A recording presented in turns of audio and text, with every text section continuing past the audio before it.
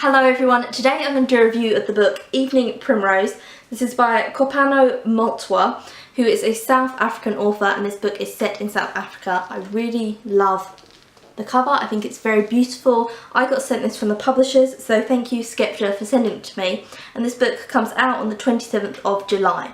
So this is set in journal form, which I love, anything diary or journal form. So this is about a girl in South Africa who has always dreamed of being a doctor. And so she becomes a doctor and then starts this journal, and there are reflections to her childhood, and then it's about the reality of being a doctor. And she thought she was going to help people and it was going to make her feel good and it was going to be this amazing experience, and she realises that the South African health system is in crisis. Her best friend in this is from Nigeria and they live together.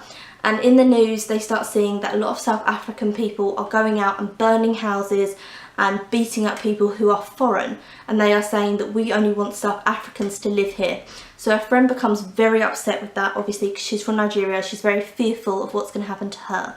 So our main character decides that she's going to start a petition and she's going to get South Africans to sign it to say this isn't a reflection of all South Africans, we welcome foreign people into our country. I think the best line to kind of sum up what I'm trying to say about people not liking foreigners in South Africa is that her mum, who agrees with these people and doesn't like foreign people, she says this: 300 years, we fought those colonisers, and as if that wasn't enough, we had to spend another 50 years fighting Afrikaners. And now these people want to come and steal the fruits of our struggle. Our main character is going through trying to make her friend feel better with this petition, and then feeling so run down with her job, and she's taking prescription medication to try and stay, alive and awake, and she's not eating well, and so she starts to see things and she's descending into a kind of madness. It also talks about her brother's suicide, her brother committed suicide years prior and she's never forgiven him for that, and she really can't understand why he commits suicide.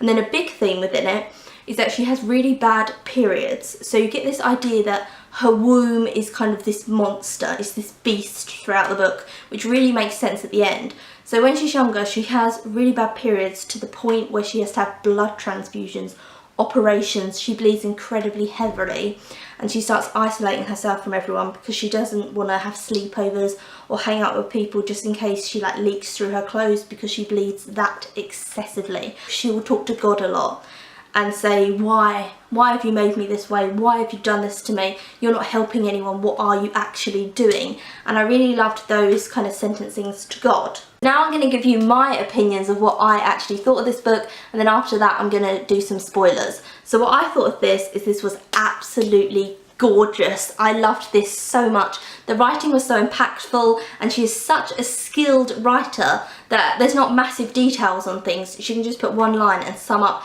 everything in such a poetic, beautiful way. This is my best book of the year. I'm going to say it. And I've read so many good books this year, and this is just floored me. It really was such an emotional read. I'm going to read everything this author has written now. I'm so excited for everything she's written. The skill, it was just poetry. The whole thing was just stunning, and it was so interesting. I never got bored for a second, and she was so honest in her diary entries. So a lot of people write their characters and the characters will be kind of all good and a perfect person. You can't really connect to them. Whereas this woman, there's types in it where she goes, I hate my job, I hate helping people, I hate saving people, I hate all this, this is wearing me down, I can't survive anymore. It's not even like when I go in to save someone, oh I feel better and it makes it all worth it. No, lies. Also she talks a little bit about euthanasia, and some people really live, and I found that so interesting. So there were some people who were, have conditions that they weren't going to get better from, they were only going to get sicker and be in more pain. And she was saying, because she was talking to God, she was saying to him, why do you keep these people alive? They're going to go through more pain, more suffering, they're not going to know who their relatives are. Why do you keep them alive? Why do you do this? And that was really interesting. And obviously the character is coming from the eyes of a doctor. So a doctor saying there is nothing we can do. But if someone has no quality of life and they're just going to be in pain and struggle and they want to die, I personally believe in euthanasia. They should be allowed to die. This is the best book of the year. I don't think I'll read another book that will top this. I really don't. This is absolutely spectacular. You all need to read this and love this like I do. I love it.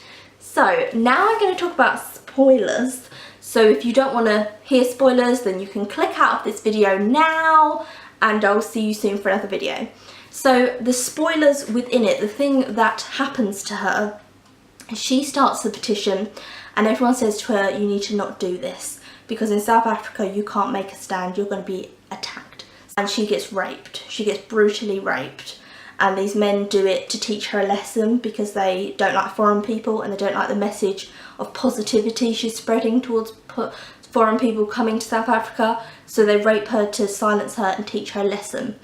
And the second half of the book is her in her mother's home after she's been raped, descending into madness.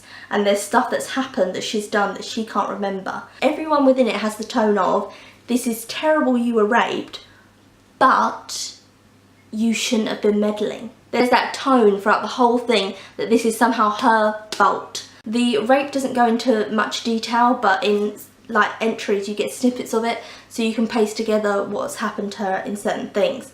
So it's not a book that, you know, some books they're like pain literature when it's like paragraphs and paragraphs and pages of pages describing a very detailed abuse scene. You know how harrowing it was and everything like that. But it's done in such a skilled way. I cannot praise this bloody book enough. And if you would have told me that plot before going into the book, I would have gone, oh, I'm not interested in reading this. Because this turned up on my doorstep, I knew nothing about it. The publisher just sent it to me, I just started reading it and could not put it down. So the other thing that happens at the end is she's in the bed and she's thinking like, I need to get my life back, I need to get back on track, I need to do something. And then she finds out she's pregnant.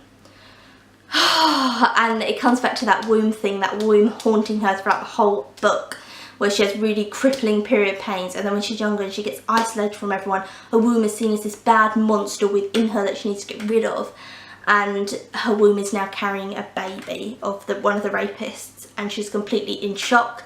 At the end of the story she has the baby and she sees that this is the light. Her womb is no longer seen as the bad thing within it. But you are led to believe that without this baby she would have committed suicide. So this baby has saved her in some way, but it doesn't demean the rape. It's not like, I'm glad I was raped because I have a baby. It's not that at all. It's done in such a good way.